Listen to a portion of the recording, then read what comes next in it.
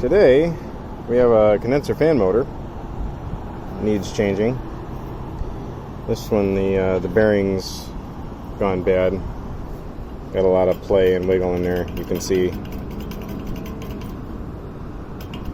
that's a lot of wiggle. For perspective, you shouldn't be able to have any movement at all. No perceptible movement at all. So if I go and wiggle this like this, even when a bearing is starting to go bad or is bad, you'll sometimes not even be able to see movement, but you'll be able to feel movement.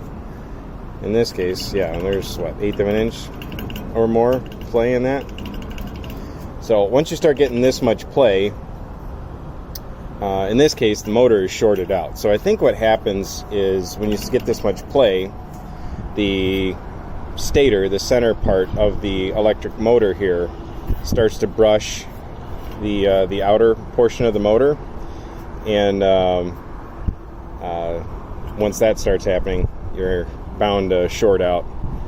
This one I diagnosed several weeks back.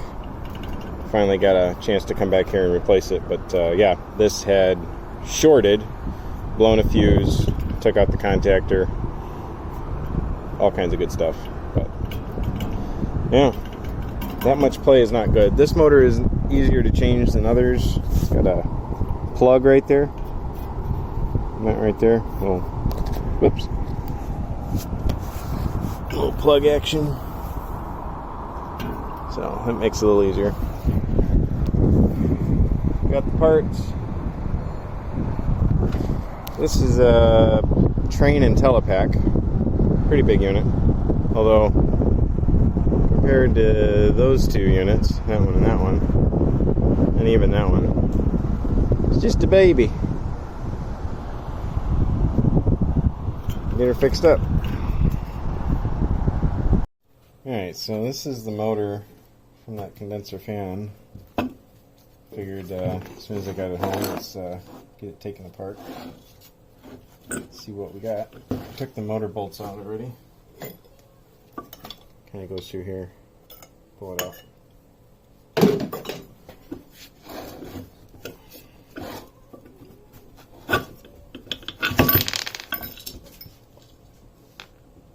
Well, there's your bearing.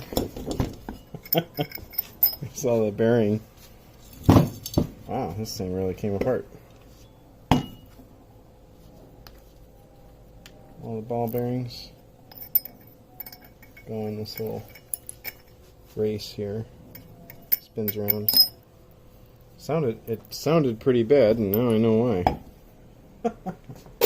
You can see, kind of like what I was talking about earlier. See where the rotor has been rubbing on the inside of the stator. Over here. It's been rubbing in there until it finally shorted out. Let's see if I can pop this loose real quick.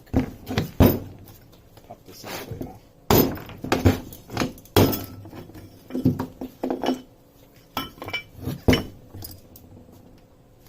So I wonder if it was more not necessarily the stator running, or the stator and the rotor rubbing, as they definitely were, but I wonder if it was these pieces of the bearing as they came loose. So you can see there's all these little metal pieces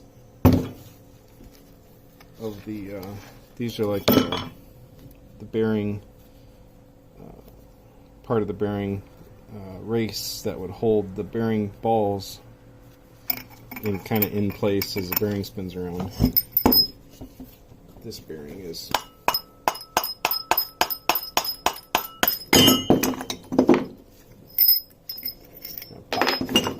okay, so like that's what the other bearing looked like this too. So it had like it would have a cover on it. And this one's also pretty rough. But if they pop this cover off, let's see if I can pop this cover off.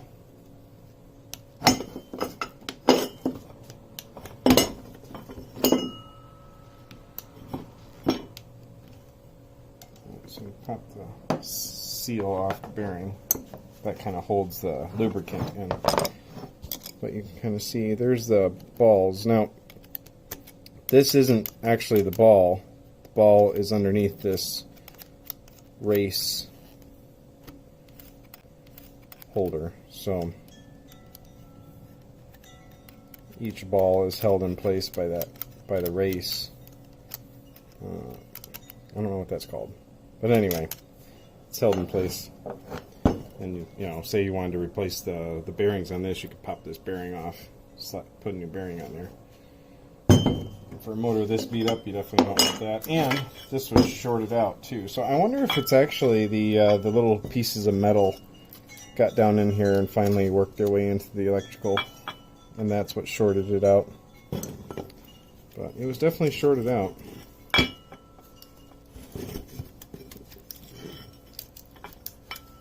think this is a motor overload. When it gets too hot, it would open. Yeah, it's a bimetal snap disc. So, whoops.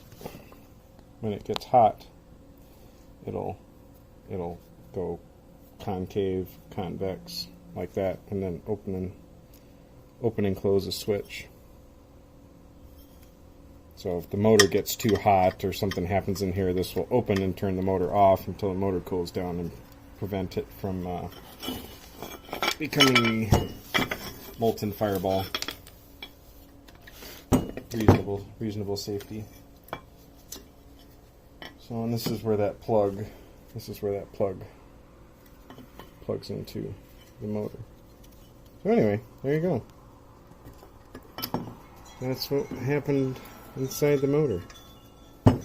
This bearing was the biggest culprit. But yeah, that's where all that slop was coming from. The bearing started falling apart, balls started falling out of the race, give it more and more slop, and then I'm sure as the balls themselves would wear down, allowed it to have more and more slop inside. And rub and all the other stuff. So there you go.